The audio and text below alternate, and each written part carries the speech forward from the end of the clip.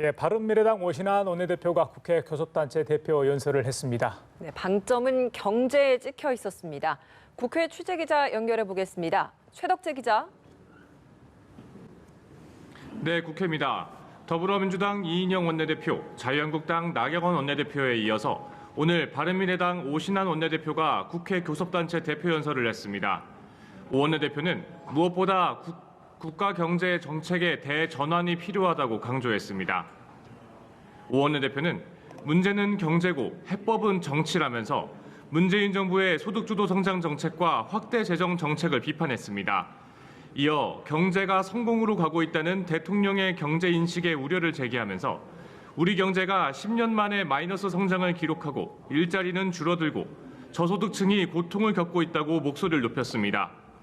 이어 확대 재정 정책만으론 문제를 해결할 수 없다며 경제 체질 개선을 요구했습니다.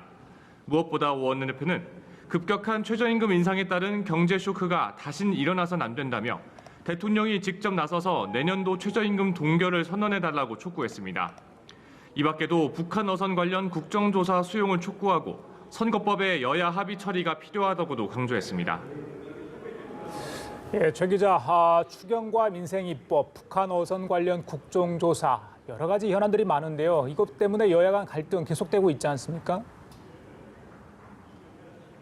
네, 그렇습니다. 우선 민주당은 한국당을 향해서 시급한 민생 법안 처리에 협조하라고 촉구했습니다. 그리고 늦어도 다음 주부터는 추가 경정 예산 논의가 시작돼야 한다고도 강조했습니다. 이인영 원내대표는 20대 국회 법안 처리율이 29%밖에 안 돼 국민께 부끄럽다며 여야 간 쟁점이 없는 법안들은 신속하게 처리돼야 한다고 주장했습니다.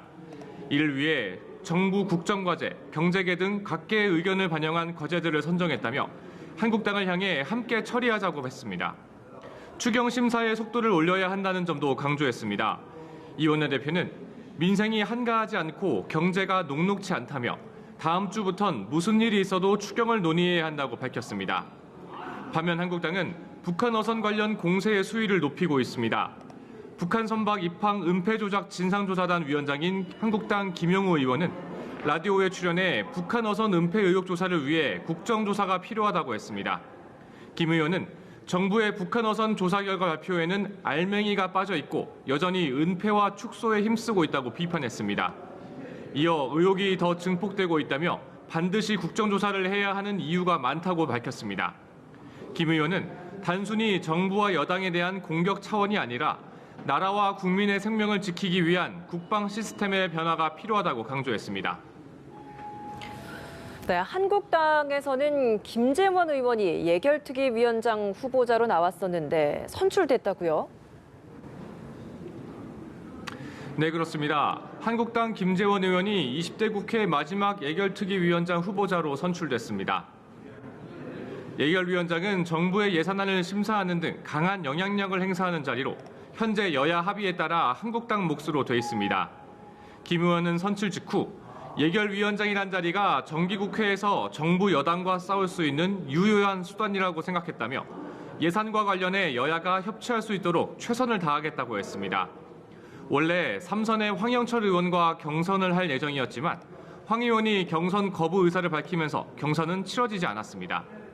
한국당이 지난해 7월 말 황 의원을 20대 국회 마지막 1년의 예결위원장으로 내정했는데 당시 상임위원장 선출 과정에 참여하지 못한 김 의원이 도전장을 내밀었고 황 의원이 경선을 거부한 겁니다.